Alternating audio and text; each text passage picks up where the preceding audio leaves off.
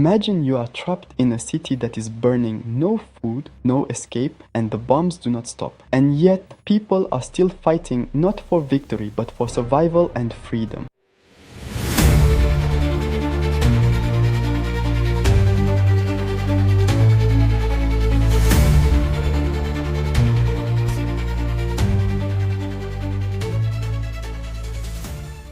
Welcome back. In this part, we continue together the story of one of the greatest battles in history, the Battle of Stalingrad. If you haven't watched the previous episodes yet, I recommend starting there because the events are deeply connected and you'll understand how things led up to the decisive moment we're talking about today. Now let's dive together into the next chapter of this legendary war. E7, the impact of war on civilians during the battle. And now, let's go back to the summer of 1942. The Soviet Union stood on the verge of collapse. The German advance inside Soviet territory had stalled and the armies were preparing for battles in the north and south. Yet, several planning mistakes deprived the Germans of the victory they believed was within reach. But the Battle of Stalingrad was entirely different. It was not merely a battle between armies, but between an entire nation and invading will that sought to crush it. The state and the people, civilians and soldiers alike, became part of the war. The authorities tried to evacuate everyone capable of work, but it was impossible to save them all. Many remain in the city under relentless bombing, hunger, and freezing cold, facing one of the worst humanitarian disasters of the 20th century. As the Germans advanced, the evacuation of civilians became a top priority. Government organizations developed a plan to evacuate all children and the elderly immediately. Mothers were asked to leave their children in the care of others. Schools, orphanages, and nursing homes were emptied. Transportation was seized, and everything that could move was used: horse-drawn sleds, carts, and any available means.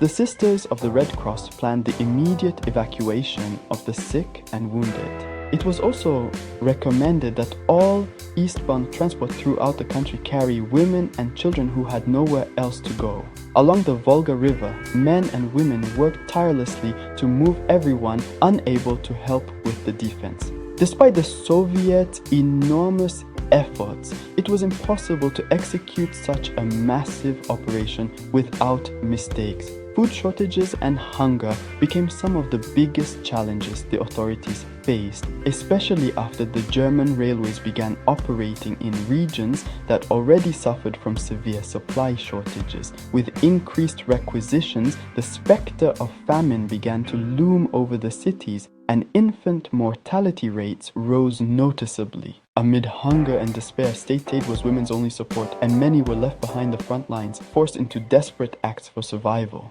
Now, let's turn to evacuations and displacements. In the fall of 1942, Stalingrad was living through one of its darkest moments. On September 12th, Stalin issued his famous order, "Not a step back," a decisive command that meant no one would leave, not the factories, not the workers, not the weapons. The entire city was expected to hold its ground to the very end. But just days later, on September 23rd, the Soviet government tried to save whatever it could. An order was issued to evacuate children, the sick, pregnant women, the elderly, and wounded soldiers. The evacuation began the very next day, on September 24th, amid the chaos of war and the unending roar of bombs. However, hope did not last long. In December, the Nazi banned any further evacuations. The areas around Stalingrad turned into scenes of mass executions and chaos as the battle drew to an end. The city was collapsing under constant bombing, and its population vanished little by little, until only about 62,000 people remained from the hundreds of thousands who once lived there. Stalingrad had become a ghost city, filled only with the sound of artillery and the cries of those who survived.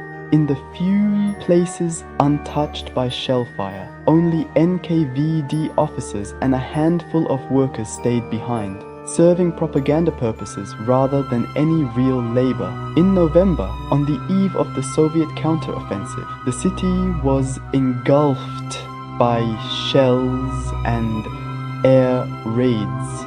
But cold and hunger were the deadliest enemies. After November 19, with the success of the Soviet counter-attack around Stalingrad, bands of looters began to roam the city. Even then, evacuations continued. Civilians and their relatives on the western bank were suffocated by the fierce fighting inside the city. By December 1942, just 3 weeks later, only 27,400 people remained in the entire region. The sick and wounded, who numbered in the thousands, were placed in buildings located beyond the reach of German artillery, where they were cared for by the remaining hospital staff.